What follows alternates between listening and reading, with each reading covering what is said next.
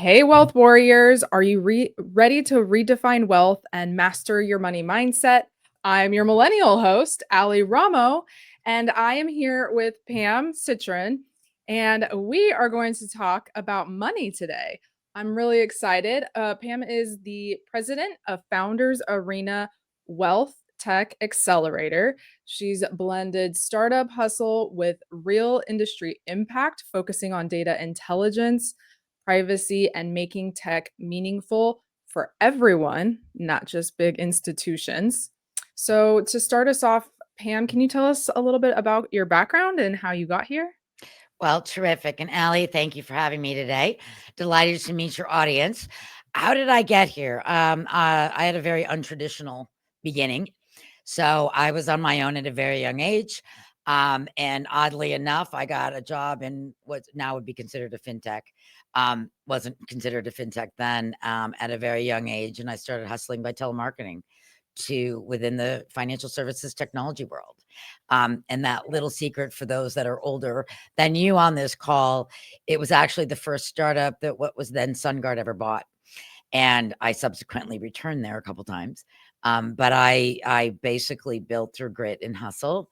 I've had the great pleasure of working for some amazing institutions, including SunGard on a couple of occasions. BlackRock, I launched Aladdin. I was also very privileged to be able to start a couple of my own companies, which has given me a lot of wisdom beyond just working for other organizations. Awesome. I'm sure I'm going to be pulling a lot of info from you. I just meeting you before this talk. I know we've got a lot to talk about. So why don't we get started? We've had a few financial professionals on this podcast talk about the great wealth transfer, and you talk about shifting to the great wealth build. Can you tell me more about that? I will. And I do think that the greatest wealth transfer of all time is a little overhyped. And I've been hearing it for probably almost a decade. And the truth is that transformation of wealth is actually coming to people like my age. It's not coming down. So I think what we're missing in our conversation is the creation of wealth. You know, I have two younger kids in the, below the millennium age. And, we have people starting organizations. We have people starting businesses at a much younger age. You have a lot of side hustles. You have wealth being created at a much earlier age than previous generations. Uh, Mm.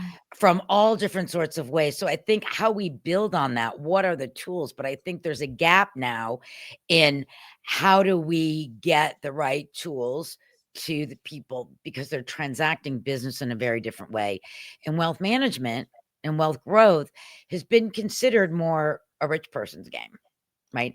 And I always tell people wealth is what it means to you, right?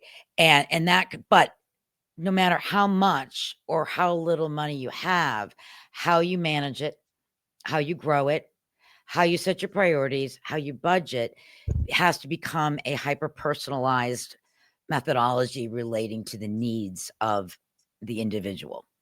Mm. So, off question, what does wealth mean to you? Oh, wealth means that's a great idea. Um, Wealth building to me is really putting in the best practices that will leave my kids, my grandkids, wherever we don't have grandkids yet, by the way, just clarifying that. I think it is the discipline that we teach and we leave on to me is what the transfer of wealth means. It's not just the cash that you leave behind. It is the areas of how you save, what you do to but make it unique enough to somebody.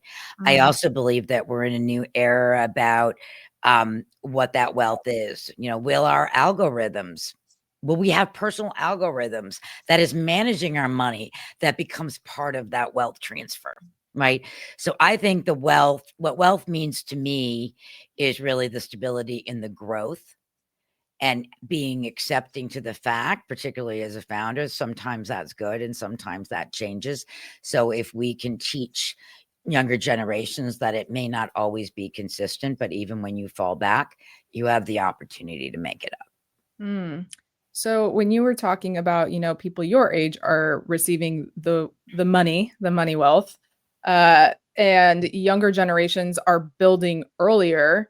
What has helped younger generations? AI is a common topic, but what other things are helping younger generations build quicker?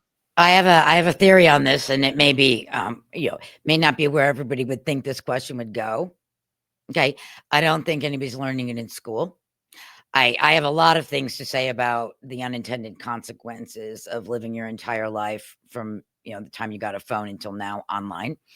We can save that for another day.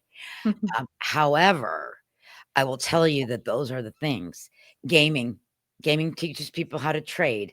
Gaming teaches people about money, right? So you've got, girls and boys who have grown up in an age of gaming, right?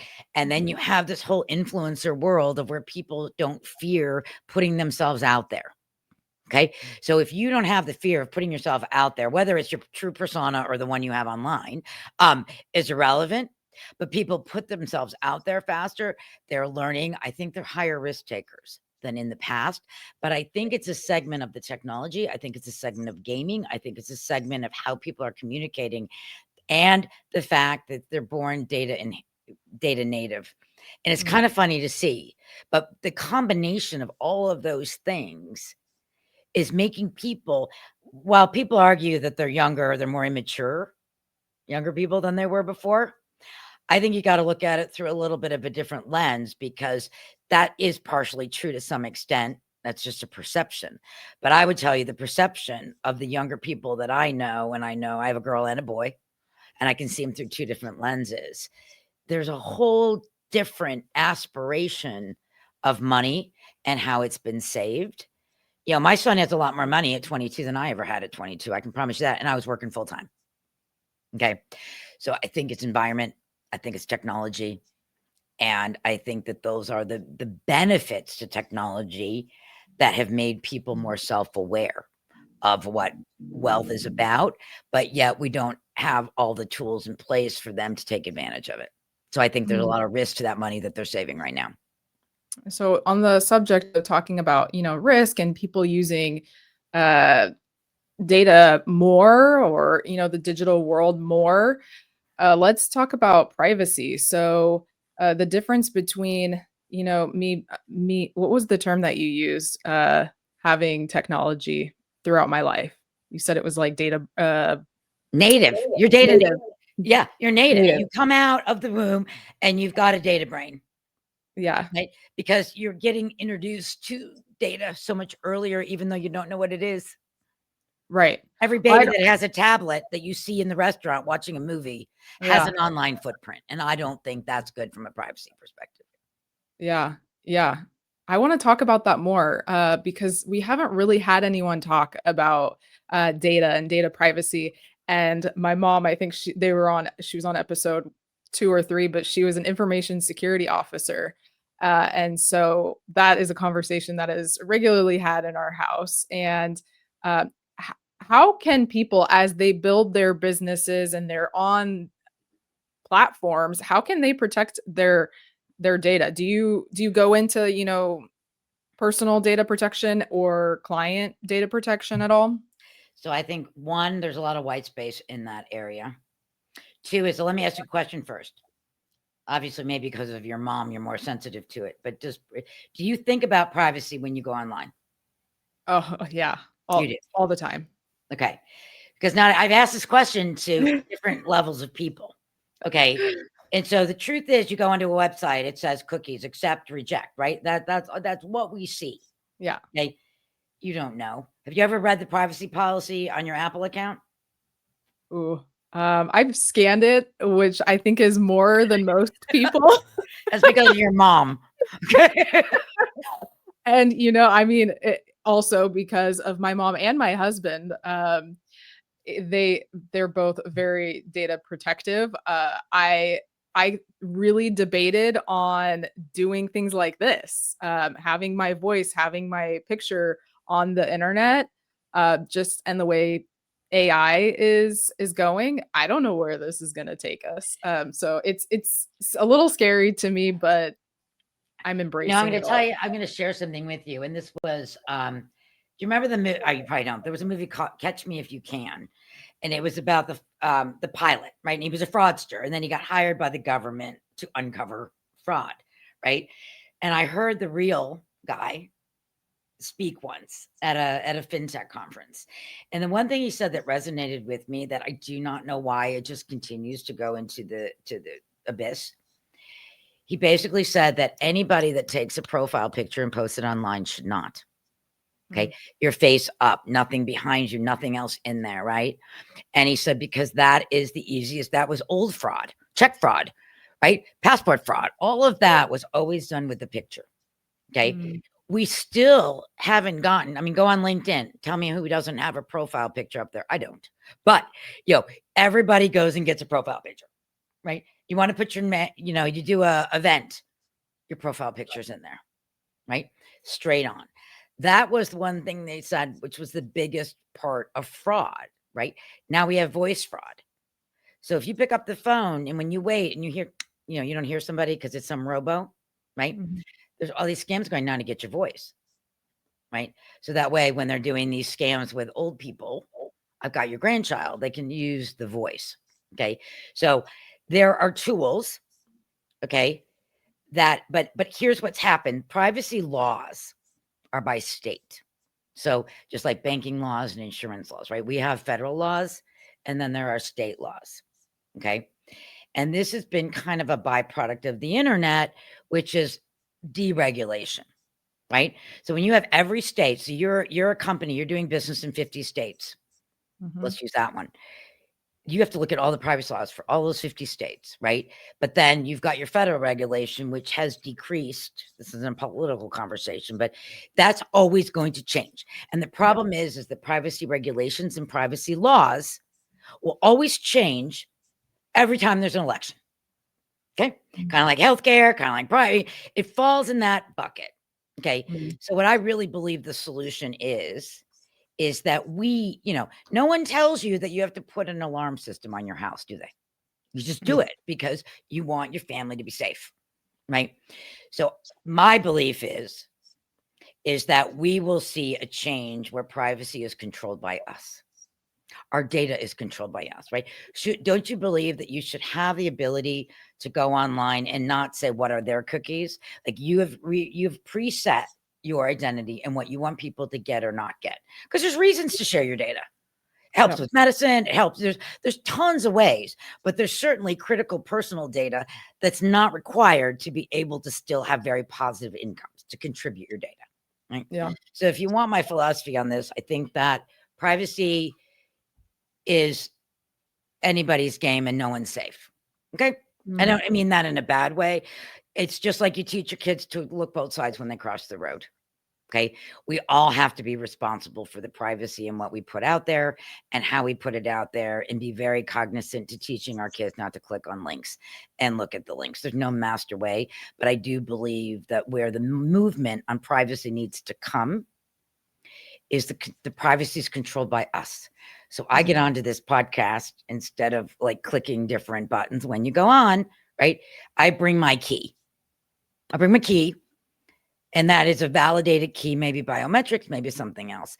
And I believe the same thing with our data, because the average social media company makes about $3,800 a year on anyone's data. Could be you, could be me, could be anyway. Makes more on some, less on others, but the average is $3,800. Wow, right? Per person. So the question is, I think that with privacy, which also is data, I believe that will become our own personal vault, just like we used to have a safety deposit box at the bank, right? I believe that the digital vault will come down to the person, and the person then will dictate what privacy they want versus the institution dictating it to us. So then businesses, it won't matter. We'll have it, but even to this day, right? I mean, all the privacy in the world is not going to not let a hacker in. I mean, now we have a new analogy we can use. Look, and they even stole the jewels out of the Louvre, right? So if you really think about it, right, anything is possible. But you have to, we can't use our birthdays as passwords. I do. Okay, I do. I use my kids' dates, right? But we all have to get smarter in the short term.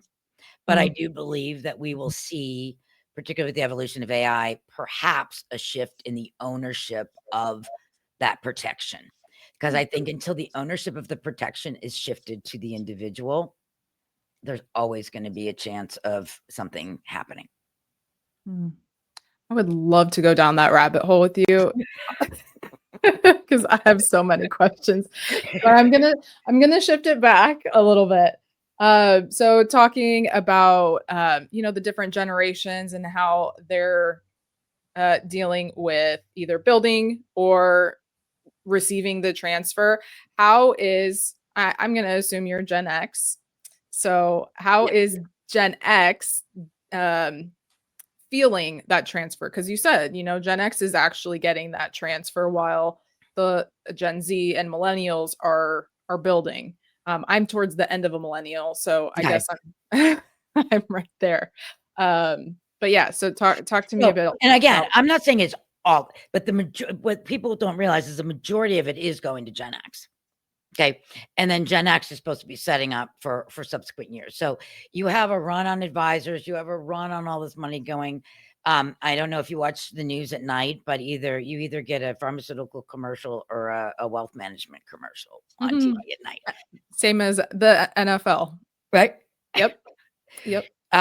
So plans, different things, but I don't, I think people are trying to capture it, but I haven't seen anything such radically changed in terms of, how people are doing it, right? Mhm. You've got blended tools, you've got wealth managers, but I think the better question is it's not about what this transfer is, it's about what tools does the younger generation need? They don't want to be sitting down in a dining room at a bank, right? They don't want to be wasting the time, right? So, where I think we're still behind, and this is what we do, a little plug for the Founders Arena, is we're out looking for technology solutions that are going to make the wealth management space better. And what's really cool is that we're seeing things for behavioral, right? Not a bunch of charts that says how much money do you have? This goes into 401k, this goes into stock, you can play with this, right?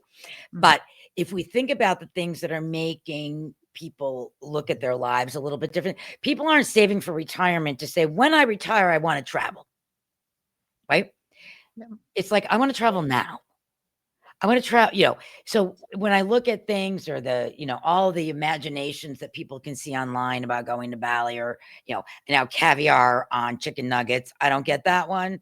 Okay. But I did have it this weekend for dinner. Okay. Anyway, but because my daughter thought it was a good idea, right? So caviar and chicken nuggets is like an oxymoron. So if we think about that, and I'm a traditional wealth manager and I won't name any, right?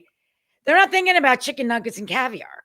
So we really got to look at the behavioral. So as we're looking at tools at the Founders Arena, yes, we have advisor tools, but we have really cool things for like donor advised funds. I don't even know, if people know that, but your ability to give, right? But now donor advised funds can be created. One of our companies did it, created that anybody could start a donor advised fund. It just doesn't have to be one company making all the money. Right. But a lot of what we're seeing is what is the behavior? What are the patterns? Right. Instead of waiting till you're 65, factoring in your retirement, being able to do it a little bit sooner. I don't know if I answered that completely clear. Yeah, I mean, it's okay. You did in your own way. I do want to talk about Founders Arena. So, because what does the Founders Arena entail?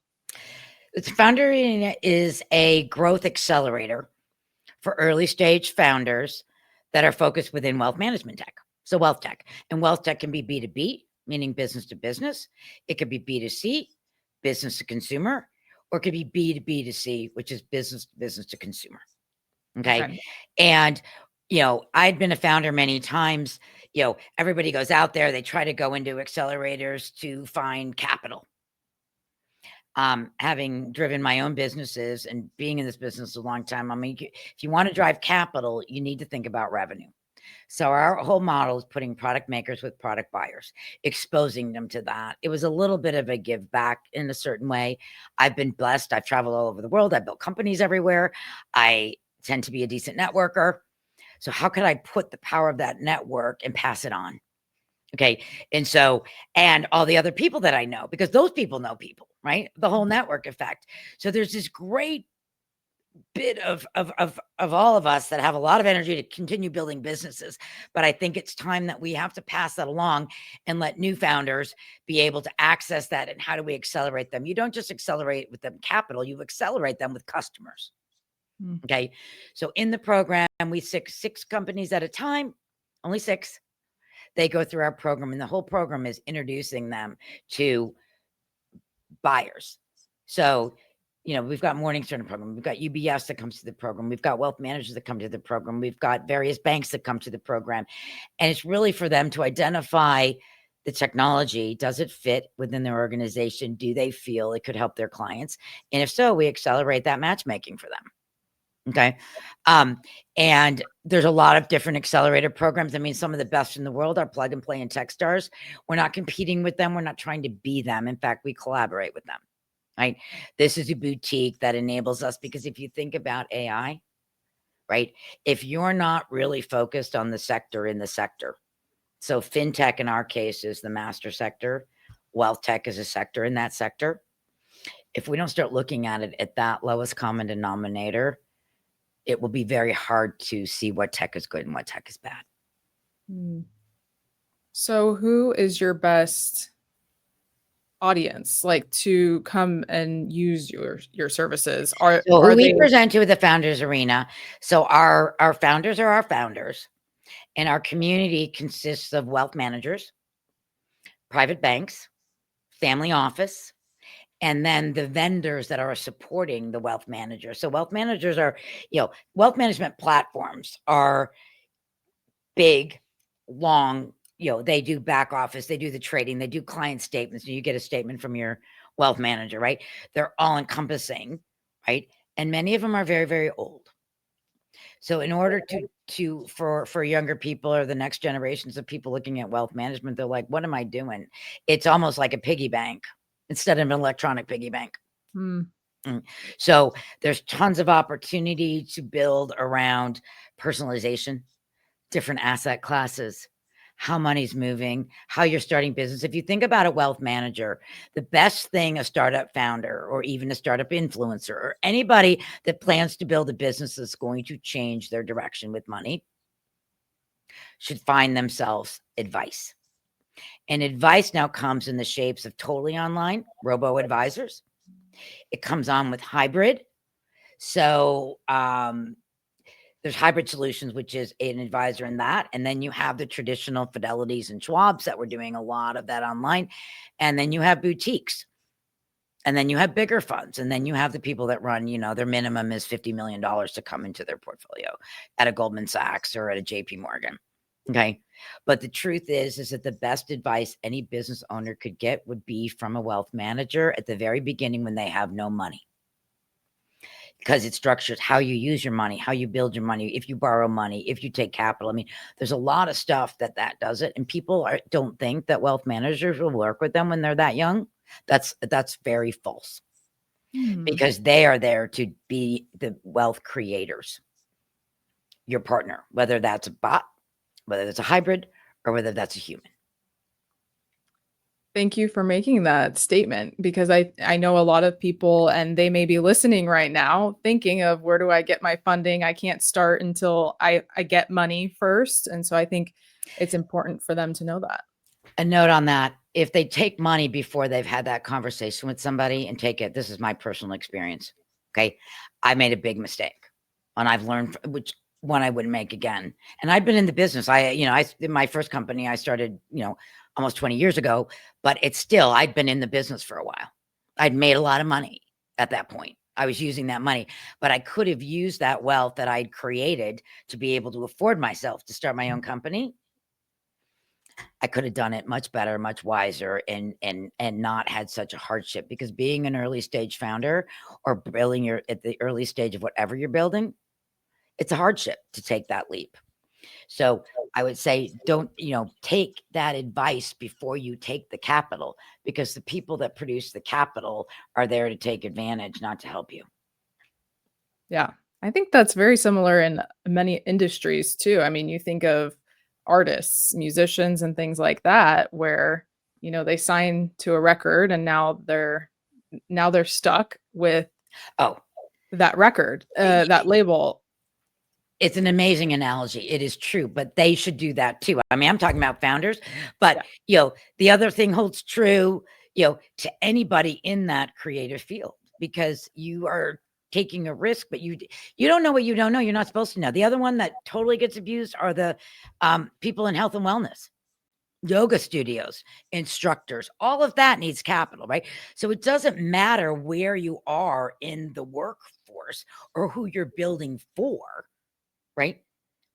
You are taking, either risking your own money or someone else's money or asking somebody for money, right? And sometimes there's better ways to do that depending on what you're doing, right? If you're buying an existing business and that business already has cash flow, you probably don't need outside capital. You can use that cash flow in different ways, right? So, morals of the story, seek advice before you seek capital. And how does someone become a founder? Oh, I think somebody that's at my messages, the best founders in the world have some kind of tragedy in their life. They've done something in their life that's been, anyone can be a founder now. That's the beauty of it, right? But don't go too soon, because if you're not passionate about something you're founding, then why found it? Right? So how can someone, you said that you only take 6 people on at a time, right? Correct. How could someone work with you if they wanted to work with you? Well, if they want to work with us, we have an application process. We open twice a year and we go through that. But I will tell you, even if someone's not big enough for our program, because we look at people that are in market so we can accelerate that growth, we spend a lot of time with early founders to get them to be able to apply for the program. Okay. So as people know, I love talking to founders. I love it. It is like the highlight of all of the things that I do.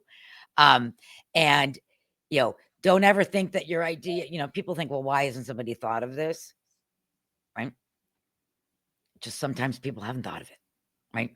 So don't ever not take an idea and pull the thread on it, because I think that if you think about the future, I'm not worried about bots taking all the jobs, because there are going to be humans, but I do foresee where people will be more independently building their things, and we will be looking at communities of how people are working together, because I do think there will be a shift in the workforce. But you have to make sure that one thing, if you want to be a founder, you want to come to the program, it is freaking the hardest thing you'll ever do in your life. Okay. And that's coming from somebody that had cancer a couple times, right? Being a founder is the biggest sacrifice you'll make in your life, for your family, for your friends, and for yourself. Wow. But it's worth every minute of it.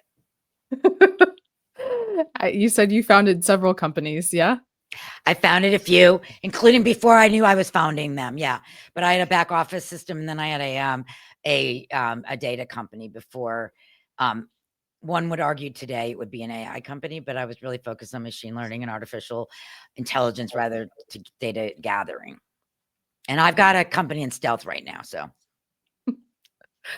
Awesome. Well, thank you so much. Is there anything else before we head to the lightning round? Is there anything else that you'd like to share with our audience? I think the one thing I would share, since we're talking about wealth, women in wealth, okay, specifically, most people don't know about wealth, even those that are deep into it. So getting help, looking at it, but women tend to be more conservative when they're starting companies, and it's okay to use other people's money. So I would tell ladies that, right? But it's just getting the right advice on how to take that money and what to do with that money. But, in the statistics of women getting funding into businesses, it's not necessarily the most evidence-based data, because women don't ask for as much money as men. Okay. So if you really look at the evidence-based data around it, women are getting funded. Women do get amount of money, but we tend not to ask for as much. Do you have a hypothesis of why that is? I think that my hypothesis is that it's unconsciousness that makes us think we're not going to get, so we don't ask. And women do that with a lot of things. It's very behavioral. That's why I'm telling you, I had 2 of them in there. Behavioral analysis is becoming a big part of wealth management, which is very exciting because I think that once you understand the behaviors of people from different places and different genders and different everything, I think that it will become a much more even bit of wealth management, where I think there's perceptions that wealth management only appeals to certain people. And I think that looking at it through the behavioral aspects that some of our startups are doing, it's going to shift that game big time. Awesome. Well, thank you for sharing that. Are there any other tools that you'd like to share with our audience that, if they're thinking of starting a business, where to go? My favorite tool, and I have nothing to do with it, I don't get any money on it, but my favorite tool in starting a company is a product called Live Plan. And Live Plan enables you to do a budget. It enables you to write a plan. It almost prompts you, but instead of having to deal with these crazy Excel spreadsheets and finding your friend that models, it allows you to put everything in there. Awesome. And you're not keeping a spreadsheet, and it follows it, and it looks beautiful, and it actually prompts you to do things. So Live Plan is my favorite thing because it lets you get the ideas. It lets you write your short plan, your long plan, but it also enables you to really look at the financial aspects of the business in a way that's not intimidating or scary. Love that. Thank you. I will have to go check that out myself. I don't know if I'll be of use for it. However, using that sounds like a very helpful tool when someone's just starting out. All right. So we have a lightning round, and they're just quick either one word or short answers, just like a normal lightning round. So our first question is, what's one word to describe your leadership style? Tenacious. What's your go-to productivity hack your go-to productivity hack? Ooh. Do it myself. You're gonna need more time in the day. I do need more time in the day. Coffee or tea? Diet Coke. Favorite business book or podcast you recommend? Traction. And one of my favorite podcasts is Acquired. That's one of my favorite podcasts because they just dissect businesses into the nth degree. Ooh. A money myth you wish would go away forever? Say that again. A money myth you wish would go away forever? All Jews are rich. Mm. I'm Jewish. I can say that. I love it. That's like a stereotype, and yeah, we're for just getting rid of stereotypes, right? If you want to cut that, you can. That was my first. It's okay. Honesty.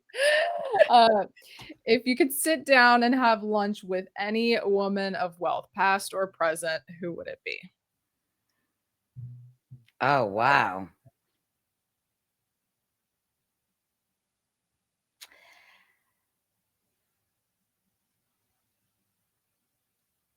I got that should have been rapid fire. The first thing that came to my mind.